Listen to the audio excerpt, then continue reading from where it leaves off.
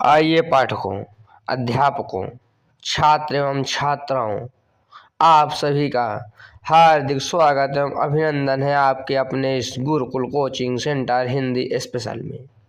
आज इस वीडियो में उन्हें प्रणाम नामक पाठ का संपूर्ण अभ्यास प्रश्न हल के साथ आपको प्राप्त होगा।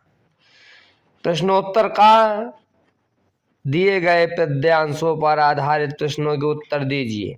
संदर्भ: प्रस्तुत पद्यांश हमारी पठित पाठ्य पुस्तक हिंदी में संकलित पद्य खंड के उन्हें प्रणाम नामक पाठ से लिया गया है, जिसके कवि सोहनलाल द्विवेदी जी हैं। रेखांकित अंश की व्याख्या कि शोषित जन के पीड़ित जन के कर को थाम बढ़े जा रहे उधर जिधर है मुक्ति प्रकाम।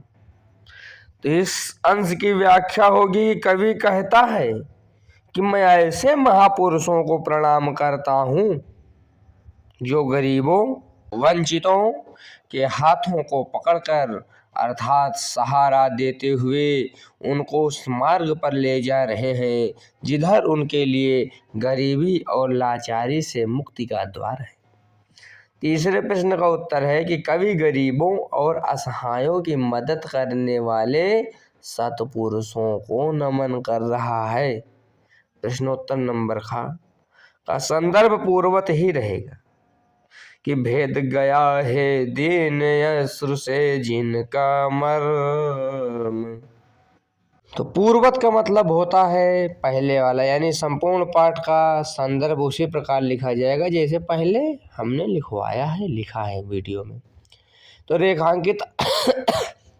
रेखांकित अंश की व्याख्या: कवि कहते हैं कि सच्चा मनुष्य वही है जिसका हृदय गरीबों और दुखियों को देखकर करुणा से भर जाता है।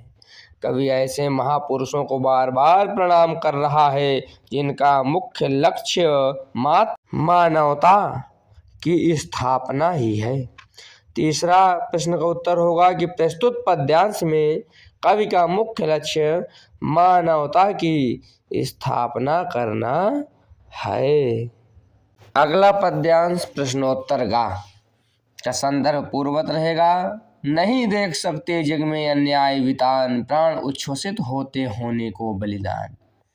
रेखांकित अंश की व्याख्या: कवि ऐसे महान गीतकारों की बात कर रहा है जो अन्याय का विस्तार नहीं सहते। उनके गीत प्राणों में बलिदान का उत्साह भर देते हैं और अन्याय के खिलाफ आवाज उठाते हैं। तीसरे प्रश्न का उत्तर: कवि उन गीतकारों की प्रशंसा कर रहे हैं जो अन्याय के विरुद्ध आवाज उठाते हैं और बलिदान देने को तत्पर रहते हैं। प्रश्नोत्तर का संदर्भ पूर्वत रहेगा।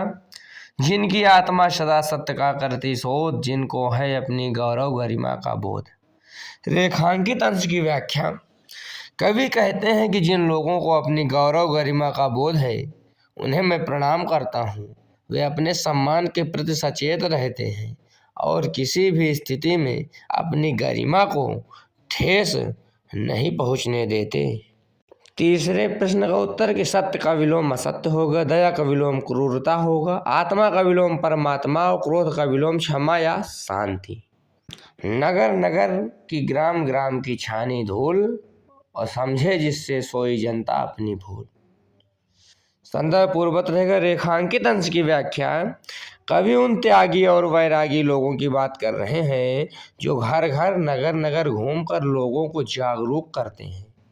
उनका उद्देश्य यह है कि सोई हुई यानी अज्ञान में डूबी जनता अपनी उन भूलों और कमियों को समझे जिनके कारण वे अपने अधिकारों और जीवन के महत्व को नहीं पहचान पा रहे हैं। तीसरा प्रश्न का उत्तर यह है कि जनता को जगाने के लिए त्यागी और वैरागी विचारधारा के लोगों ने नगर नगर की धूल छानी है। प्रश्नोत्तर का संदर्भ पूर्वत रहेगा। दूसरा, रेखांकित अंश की व्याख्या: कवि उन महान देशभक्तों की बात कर रहे हैं जो निस्वार्थ भाव से देश सेवा में लगे रहे। उन्हें न तो किसी व्यक्तिगत स्वार्थ ने, न धन के लोभ ने और ना ही झूठी प्रसिद्धि की चाह ने कभी अपने मार्ग से विचलित किया। वे सदैव अपने मन की सुनते हुए गरीब कल्याण के लक्ष्य को साधने का कार्य किया। तीसरा उत्तर, स्वार्थ का विलोम शब्द निस्वार्थ और यश का विलोम शब्द अपयश है। प्रश्नोत्तर 6 का संदर्भ पूर्ववत रहेगा। रेखांकित अंश की व्याख्या। कवि एक ऐसे नए युग की आशा करते हैं जहां सभी लोग स्वतंत्र होंगे, किसी प्रकार का बंधन नहीं होगा और सभी सुखी तथा शांतिपूर्ण जीवन व्यतीत करेंगे। सब स्वतंत्र सब सुखी, जहां पर सुख विश्राम इस प्रकार होंगे करेंगे। और नवीन युग के उस सुंदर प्रभात अर्थात सुनहरे समय को कवि बार बार प्रणाम कर रहा है। तीसरा उत्तर है कि स्वतंत्रता संग्राम के सेनानियों के बलिदान का परिणाम एक नए युग का उदय होगा, जहां सभी लोग स्वतंत्र सुखी और शांतिपूर्ण जीवन व्यतीत करेंगे। इस प्रकार पद्यांश आधारित प्रश्नोत्तर समाप्त हुए और भाषा के रंग में अब प्रवेश करेंगे। भाषा के रंग। निम्नलिखित पंक्तियों का काव्य सौंदर्य स्पष्ट कीजिए। नगर नगर की ग्राम ग्राम की छानी धूल, इसमें अलंकार अंत्यानुप्रास, छंद गीत, भाषा शुद्ध तथा खड़ी बोली। इतना ही काव्य सौंदर्य लिख लेंगे, पर्याप्त है। ढाने को साम्राज्यवाद की दृढ़ दीवार, इसका काव्य सौंदर्य होगा। भाषा ओजस्वीपूर्ण है, रस शांत है, शैली गीतात्मक है।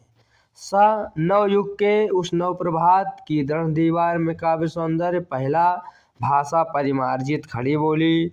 दूसरा, अलंकार रूपक यमक तथा मानवीकरण है। रस शांत है, गुण प्रसाद है और शैली गीतात्मक है। दूसरा, निम्नलिखित शब्दों का संधि विच्छेद करते हुए संधि का नाम लिखिए। स्वाभिमान, स्वधन अभिमान, दीर्घ स्वर संधि। सर्वोदय, सर्वधन उदय, गुण स्वर संधि। तीसरा, निम्नलिखित शब्द युग्मों में विशेषण विशेष स्पष्ट कीजिए। मरण मधुर में मरण विशेषण है, मधुर विशेष है। मादक मुस्कान में मादक विशेषण, मुस्कान विशेष। दृढ़ दीवार में दृढ़ विशेषण, दीवार विशेष है।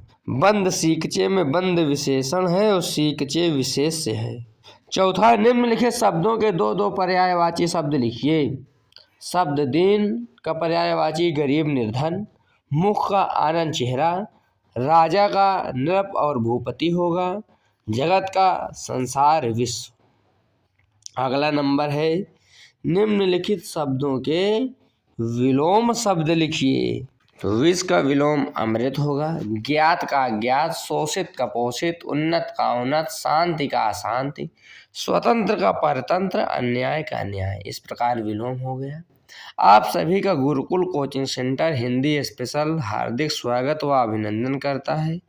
आप अपने हिंदी विषय कक्षा 9 से लेकर 12 के लिए इस चैनल से जुड़ जाइए और भी पाठकों को जोड़ने का प्रयास कीजिए।